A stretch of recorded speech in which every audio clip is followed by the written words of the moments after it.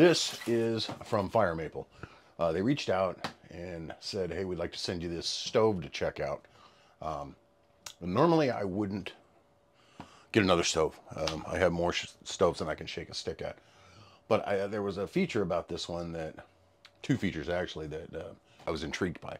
One, it has telescoping legs to get it up off the table. And second is it runs on isobutane.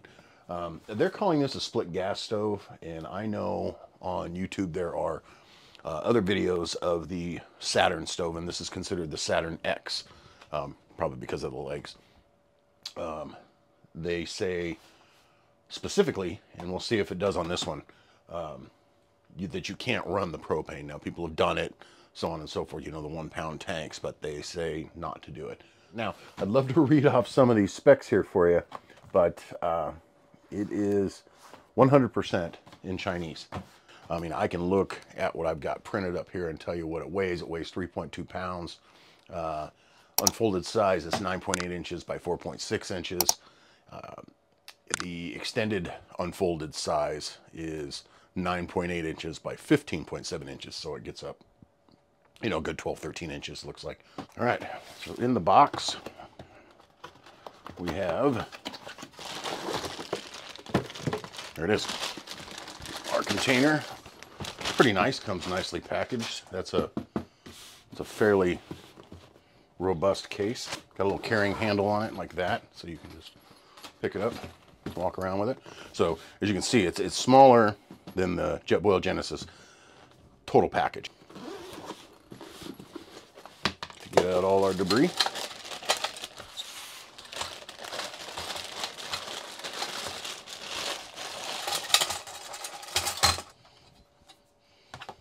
So it's got legs here that you can just use the legs, just like that. If you don't think you need the long legs, and you just put it like this, and then it just becomes your basic stove. Now it has a longer isobutane cable due to the fact that it can run elevated, so it needs to be able to reach it.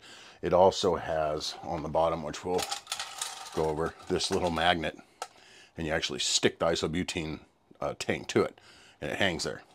All right, so we'll get our legs out. I'll get that first one out. All right, let's get her flipped back over. Okay, and then right here, if you can see it, there's, looks like little threaded, oh no, they're right here, sorry. 1, 2, and 3. The legs will thread in. At this point, you could probably just tuck these other legs in, and because they're in the way, they block the magnet. Well, we could probably pick the magnet up first. Let's see. Okay, yeah, so you can just pull the magnet out first, tuck these legs back in, leave this leg out because that's got the piezo starter on it. Get it flipped back over. We'll get a tape measure. Okay, so coming across a little over 7 inches. Probably 9 inches all the way out to the ends of the, yes, 9.5 out to the edges, so it'll support a fairly good sized pot. And then if you need to run a smaller pot or a cup, well, you just flip these down and you just set it right there. Now in its basic height right here, without the extended legs, it's 9 1/4 or whatever it said it was.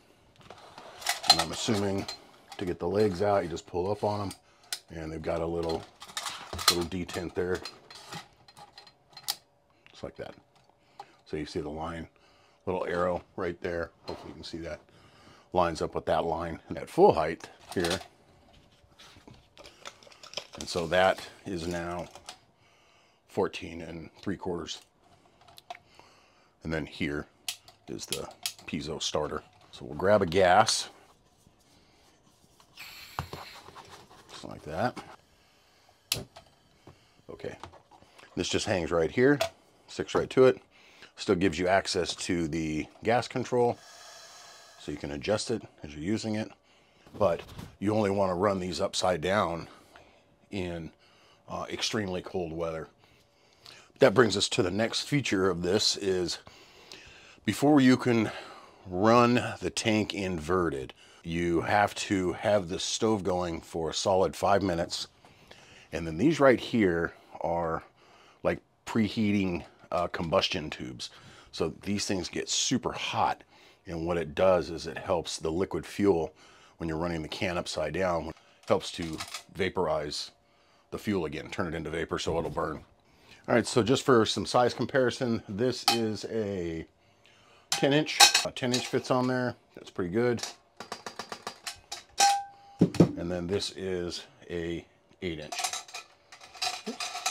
And so the 8 inch kind of struggles in there like that. So 8 inch to me is not a good size for having those pot holders out. Now having them in like this is much better.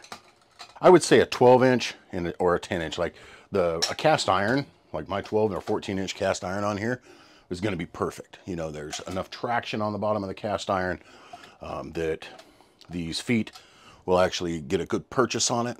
So I'll just make this a little safer. We moved away the stuff that was over the top. I've got this elevated on a cutting board. So let's get our flame going. Hit it with our, let's flip these out while we're at it. Hit it with our piezo. So, and that's just barely on. We can go ahead and turn it down. Let's see. I mean, that's a pretty good little simmer. And then let's slowly get her ripping.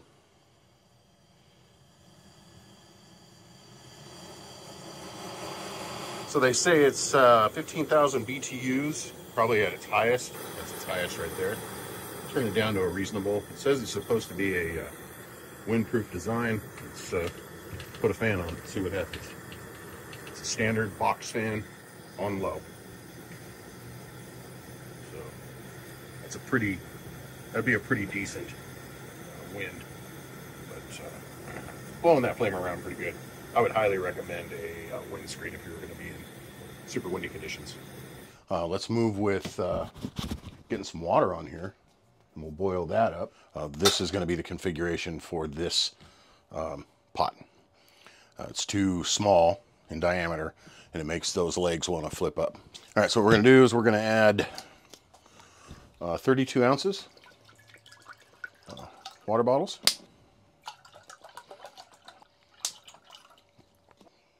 All right, let's turn it on.